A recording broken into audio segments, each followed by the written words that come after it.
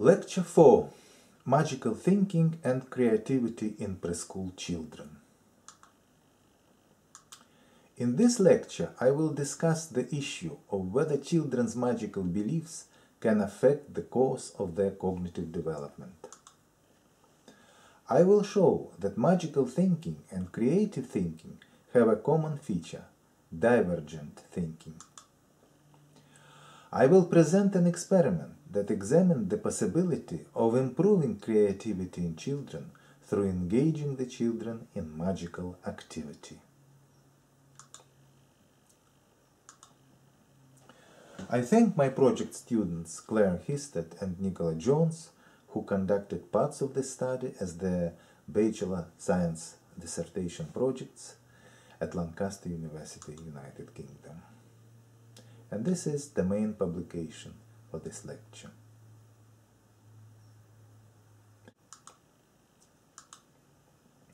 Multinational industries such as production of toys and computer games exploit and support magical beliefs in children. By the age of 6 years, most children have seen Harry Potter and have had books about wizards and fairies read to them. In most families, children are exposed to magical folk characters such as Santa Claus, the Easter Bunny, or the Tooth Fairy. Yet, despite the pervasive nature of the phenomenon of children's magical thinking, surprisingly little is known about its effect on children's cognitive and social development.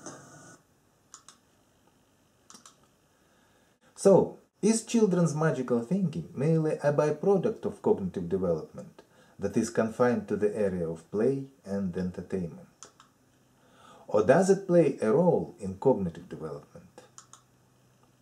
It is hypothesized in this study that magical thinking does play a part in cognitive development by enhancing creative thinking in children. Creativity is increasingly described as the capacity to generate novelty in action and thinking, independently of whether the new products have or don't have any utilitarian value. By definition, magical thinking is the ability to construct a world that is alternative to the real world. In this capacity, magical thinking is a branch of divergent thinking, the capacity to solve problems that imply not just one correct answer, but a variety of alternative solutions. Divergent thinking is also seen as an important component of creativity. This common feature between magical thinking and creativity, divergent thinking, makes it possible to hypothesize that enhancing magical thinking in children through exposing them to a highly magical content would also enhance the children's creativity. A common method of assessing creativity is through divergent thinking measures. Torrenson's Thinking Creatively in Action and Movement test was designed to measure 4 to 5-year-old children's capacity to show creativity. In this test, children are asked to provide as many possible solutions to a certain problem, for instance, the ways of a plastic cup can be used, as they can. Another popular method of assessing creativity is asking children to draw a non-existing object, such as a non-existing house, an animal, or a person. The aim of this study was to examine if exposing children to a highly magical film is likely to make children show greater creativity in subsequent tests if compared with children who have been presented with a film without any magical content. Accordingly, 4- and 6-year-old children, boys and girls, were randomly assigned to one of the two groups. Children in the experimental group were shown a film with highly magical content, and children in the control group were shown a film with the same characters, but without magical events. After being randomly assigned to groups, children were individually required to carry out some activities of the Torrance test, such as moving across the room in as many different ways as possible. They were also asked to draw some pictures of non-existing objects, toy and fruit, and answer questions about these prior to the intervention. This was to ensure that the control and experimental groups were not significantly different prior to the intervention impact. Both magical and non-magical films were 15 minutes long and comprised scenes from the film Harry Potter and the Philosopher's Stone, deemed as having either magical or non-magical content. The magical film included animals talking, witches and wizards using wands, performing magic spells, and flying on broomsticks. The non-magical film was made up of scenes with the same characters, but in this case having conversations with no mention of any non-standard behavior or beliefs. 10 judges who were blind to the purpose of the film independently rated the films on the following scales: emotional response, magical content, pace, and richness in action, from very poor, 1, to very rich, 5. The films scored the same on all scales but magical content, with magical content of the magical film scoring significantly higher than that of the non-magical film.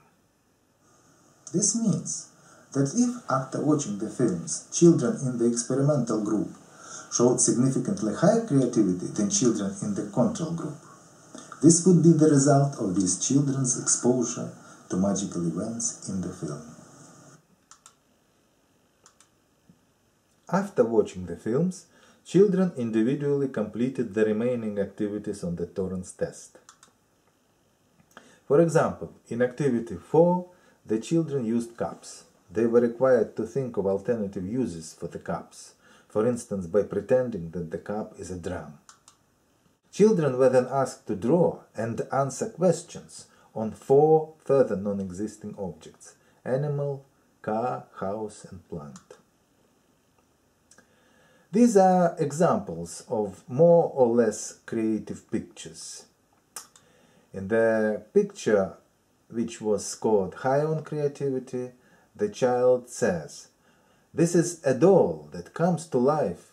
It comes to life and says, 'I love you, can eat real food.'" In the picture that was scored as less creative, the child says, "This is the puppy, pink puppy, eats apples." And this is a picture of a non-existing animal. In the top picture, which was scored higher on creativity, the child says, "This is a really big mouse, wears clothes, stands up like a real person, eats massive cheese and lives in a demon house." In the less creative picture, the child says, "This is a special rabbit that jumps high, lives in a new house, eats bananas." On this graph, we can see that on the Torrance test, children who had watched the magical film showed significantly greater creativity scores, the blue line, than the children who had watched the non-magical film, the red line. On the drawing test, the results showed in the same direction. This study has educational implications. Specifically, it shows that exposing children to visual material that contains magical effects can positively affect their academic performance through promoting creative divergent thinking. The findings provided support to the hypothesis that magical thinking plays an important role in children's cognitive development.